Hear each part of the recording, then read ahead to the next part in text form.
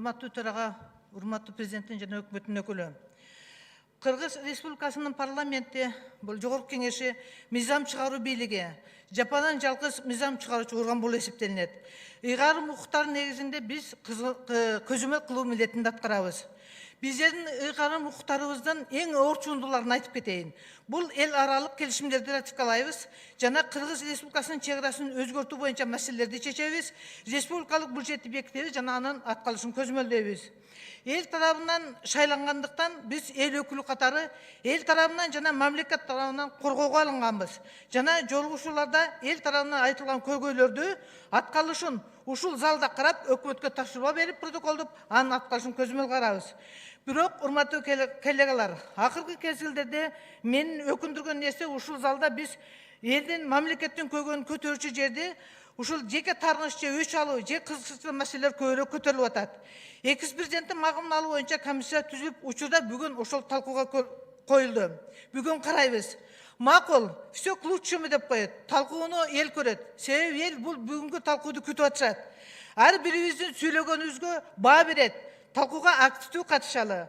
Бирок, урматтуу коллегалар, биз бул боюнча өлкөбүздүн, мамлекетибиздин тарыхы үчүн жана өлкөбүздүн, өзүбүздүн, балдарыбыздын келечеги үчүн ойлоп чечим кабыл алышыбыз керек. Жол жобосу боюнча биздин чечим кабылдангандан кийин бул башкы прокуратурага барат. Өтүрбек Жамшитбекович, акыркы мезгилдерде биздин мамлекетибизде кандай мыйзам бузууларга жол коюп атабыз? Биз мыйзамдуу өлкөдө жашап атабыз. Ошондуктан тарыхты, өлкөнүн келечегин жана өзүңүз жана үй бүлөңүздү, балдарыңыздын келечеги үчүн ойлоп туруп, мыйзамдуу чечим кабылышыңыз керек. Эгерде убагында мыйзамчу чечим кабыл албасаңыз, убагы келет, ушул чечимиң үчүн жооп берип калышыңыз мүмкүн. Себеби бүгүнкү күндө мына Ырысалиев, Кангантиев, аял башына карабастан жаш баласын оолу кылган Салянова ошол чечим кабыл алган үчүн жооп берип атышат. Ошондуктан мыйзамды көзөмөл кылуучу орган катары ошо Өтүрбек Жамшитбекович, сиздин ушундай карарыңызды карайман. Бирок чыныгы оор кылмыш кылгандар бүгүнкү күндө четте жүрөт. Себеби дегенде канчалаган балдарды өлтүргөндө дагы четте жүрөт. Ал эми ошолорго көрсөтмө бересин деп биздин өзүбүздүн жарандарыбызды физого тыгып алып туруп көрсөтмө үчүн кысымчылыкка алган Кудай да кечирбейт, эл да кечирбейт. Урматтуу коллегалар, мен сиздерге кайрылып кетким келет. Мына 1,5 жыл өттү Алмаз Шешеновичтин кеткенине.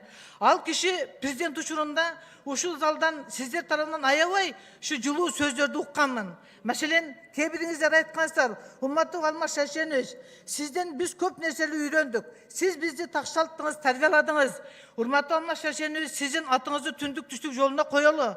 Урматтуу, сиз журт атасыз. Сиздин эмгегиңизди өтө жогору баалайбыз. Кыргыз Республикасынын батыры деген наамды берели деп. Бирок ушу биз сиздердин айтканыңыздар абдан турган.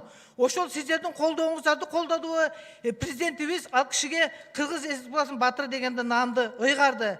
Же Кудай таалап эмгегин баалануу ал уже ыйгарылды. Ошондой кызматтарды көрсөтүп атып, көпчүлүгүңүздөр мамлекеттик кызматтарды алкадыңыздар. Көпчүлүгүңүздөр мамлекеттик сыйлыктарга ээ болдуңуздар. Көпчүлүгүңүздөр ар кандай сыйларды көрдүңүздөр. Экс президенттин убагында бизден жөнөкөй депутаттар 3 жылдап анын кабылдамасына кидалга мүмкүнчүлүк болгон эмес. Себеби ал киши сиздерде болгон жакын досторунан, табакташтарынан бошоп бизди кабыл алган эмес.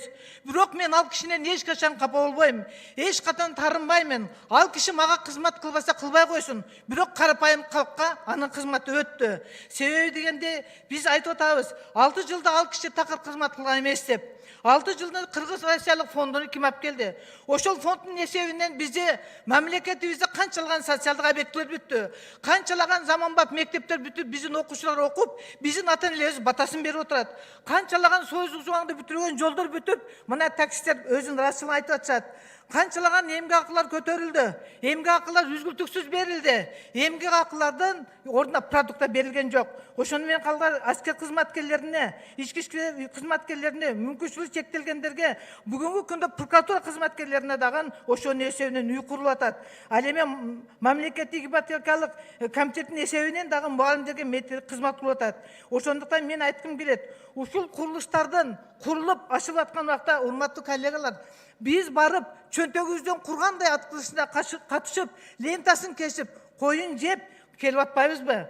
Ал эми чоң долбоорлор жөнүндө айтсам, датка кемен түндүк түштүк тез куруп, bunday чоң долбоордун бардыгы бизден комитеттерден өтөт. Мен айткым келет, ар бир колгон коюбуз үчүн жооп беришибиз керек. Мына жооп берип атат бүгүнкү күндө камалгандар. Ар бир кабыл алган чечимибиз үчүн добуш беришибиз керек, жооп беришибиз керек.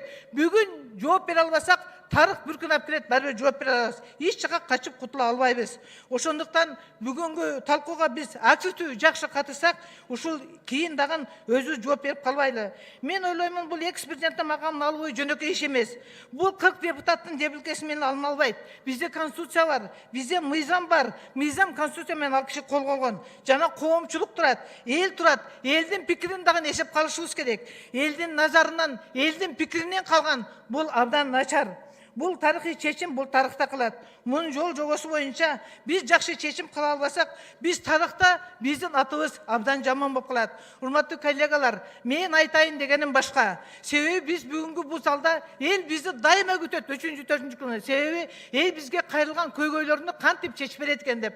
Маселен, мен сиздерге сурамай, Жээнбеков Шарипович, бизде президент, ал президентти биз колдошубуз керек. Бизге мамлекет башчы, саясатын биз колдобосок ким колдойт?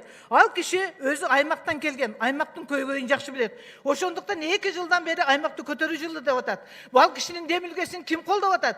Кантип аймак көтөрүлүп атат? Маселен, ар бир аймактын бирден гана көйгөйүн айтып өтөйүн мен. Өтө орчундо. Маселен, Нарын областын алып көрөлү. Бизде Кыргызстанда эң оор аймак Нарын. Кышы көп, кышы татаал. Ал жерде электр энергиясы көп талап кылынат. Себеби альтернативасы газ же отун жок. Ошондуктан алар дайыма 75 тыйынга түшүрүп берили 2016 тыйын деп. Бирок бүгүнкү күндө биз ошону колдонгон жокпуз да. Биз ошону чечип бере алган жокпуз. Ошо Нарындын көйгөйүн чечсин деп өкмөт башчыны Нарындан коюп койду Абылгазиевди. Абылгазиев ушунда оомат кеп турган убакта Нарынга кызмат кылбаса кимге кызмат кылат? Ошону коюп берсе болмок. Ал эми Баткен облусун алалы. Бизден бир ыйгарым окуубуздун бири чече турган чек араны биз чечишибиз керек. Баткендин чек арасы ушул күнгө чейин чечилет. Элдерде атышуу болуп атат, жарадал болуп атат, өлүмгө чейин келип атат. Бүгүнкү күндө күн тартибине киргизилсе, күн тартибине киргизбейсиздер. 220 миллион чек араны чечүүгө жетеби же элдин социалдык көйгөйүн чечүүгө кетеби? Качанга чейин биз элдерди алаксытабыз? Ошондуктан мен айткым келет. Бул Баткендин чек арасы эмес, мамлекеттин, ЭАЭПтин чек аракасы катары биз качан кабыл алабыз? Ал эми ошону менен катар Талас облусун алалы. Талас облусунан өтө көйгөйлүү жер. Таластын эли бакыс Төө бурчак менен жамбагат. Төө бурчактын баасы 1 жыл түшүп, 1 жыл көтөрөт. Себеби Төө бурчактын баасы бизнестер менендерге байланыштуу. Эмне үчүн мамлекет аны колго ала албайт? Себеби урматтуу төрага, сизди биз Таластын элинен бекарап келген эмеспиз. Таластын бир көйгөйүн чечип берип ооматыңыз кеп турат. Таластын мамлекеттик келишим түзүп турса мен сатканга чечип берсеңиз болот. Болбосо бир переработка кыла турган бир завод куруп бериң. Бул жер сиздин колуңуздан өтүп атпайбы? Ошону эми катар Жалал Абад облусун алалы. Жалал Абад облусуна чаткалдыктар арыздана берип, митинг кыла берип чачады. Чындыгында келгенде чаткал талкаланып бүттү туугандар. Чаткалда талкаланып, чаткалдын алтындары дебеленип бүттү. Мен сиздерге айтайынбы, биздин балдарыбыз чет өлкөгө окууга өтсө, мына Германияга, аркында коррупция схемадан балдарыбызга виза ала албайбыз чет өлкөгө. Чет алканын жерин тапкамактуу көр. Ошондуктан мен айткым келет. Бул алтындарды казуу боюнча бул немелерди жок кылышыбыз керек, лицензияларды. Себеби дегенде, эгерде биз өзүбүз иштете албасак, эмне үчүн чет өлкөгө деп кирип кетиш керек? Колубуздан келбесе көп коелу, жердин астында турсун биз кайтарып берели. Ошондо биз тарыхта калабыз.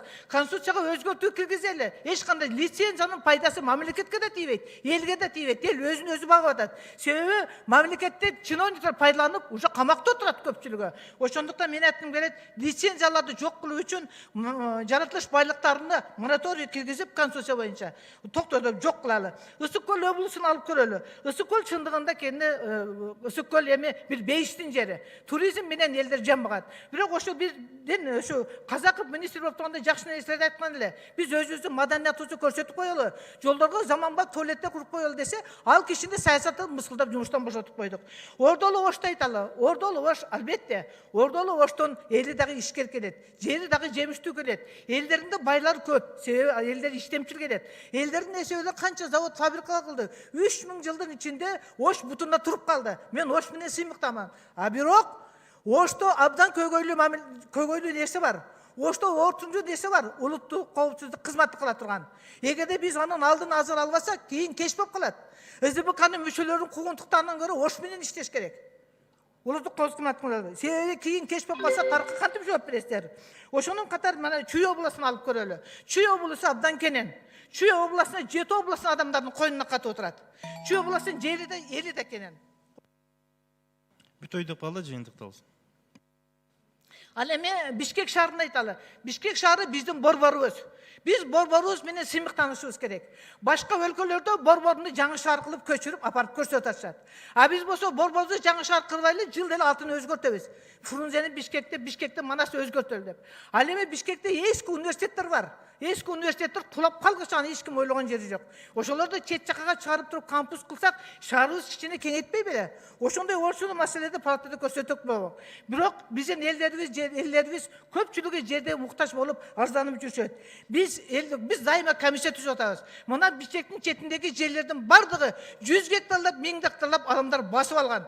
Басып алган болсо тартып алган. Тартып алып алган болсо мыйзамсыз кылып ээлеп алган. Ошондуктан биз ошого комиссия түзүп, ошондо тартып берип туруп, биз аны элдерге берип койсок, тарыхта эң жакшы тарыхта калган парламент болот элек. Элдин көйгөйүн чечкен болот элек. Элдер абдан кыйналып атат.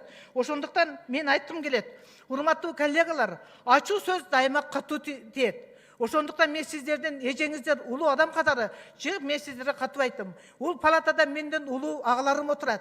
Эгерде катуу тийген болсом өзү сурайм. Урматтуу коллегалар, азыркы чечим калганда тарыхта кылатын чечимди ойлонуу менен кабыл алалы. Рахмат.